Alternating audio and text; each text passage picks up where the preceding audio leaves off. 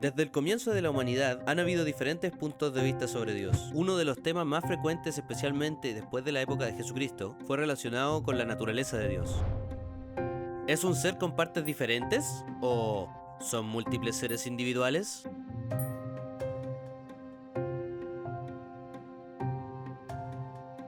El antiguo Israel era monoteísta, y aunque algunos creían en dos poderes en el cielo, la gran mayoría de los israelitas tomaron el Shema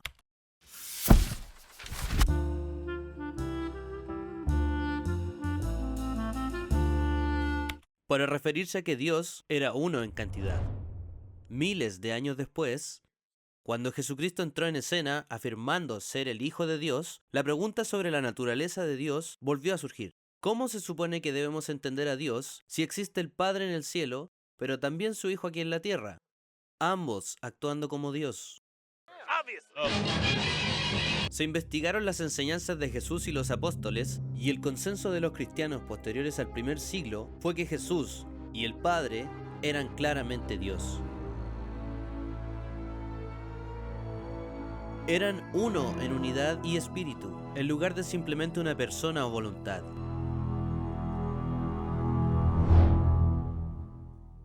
Cuando Jesús dejó la tierra y envió su espíritu a sus discípulos, la gente eventualmente tuvo la misma pregunta. ¿Cómo influye esto en nuestra comprensión de Dios? Este es probablemente uno de los atributos más incomprendidos de Dios. Algunos creen que es un modo o una forma que Dios toma, algunos creen que es una personalidad distinta, algunos creen que es solo el poder de Dios, y algunos piensan que es solo otro nombre para Jesús.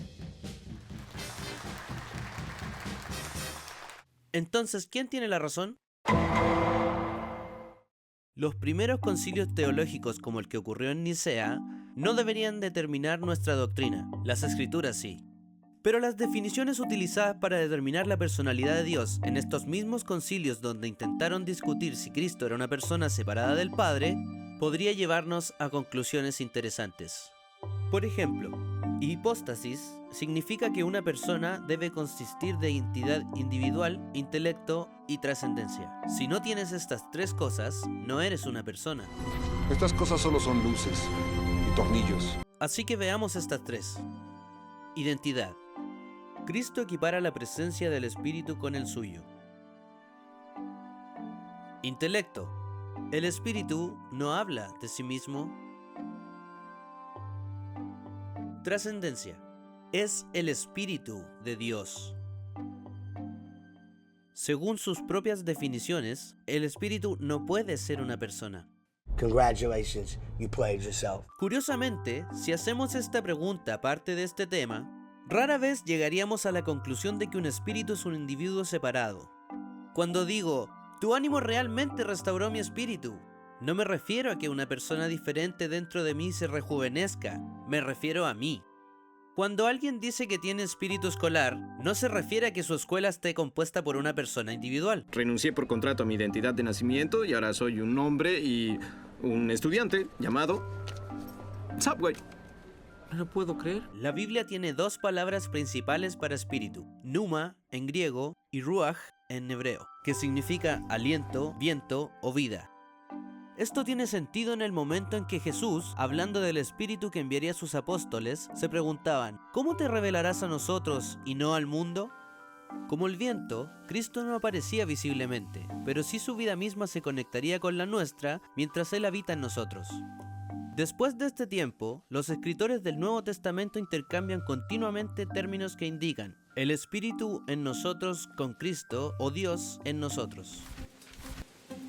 Mientras nos esforzamos por adorar a Dios con la mayor precisión posible, con todo nuestro corazón, es importante que reconozcamos que Él realmente es Espíritu. Donde está el Espíritu de Dios, Él está. Él es su mera presencia, y por eso es un aspecto increíblemente importante de Dios. Es como Dios mora dentro de nosotros. Es la presencia de Dios haciendo nuestro cuerpo templos vivos de su gloria. Es la forma en que Dios obra su maravilloso poder en la tierra. Y también es importante que lleguemos a una comprensión más verdadera de que Dios es un padre y un hijo, construyendo una familia con todos los que lo conocen y se esfuerzan por adorarlo en espíritu y verdad.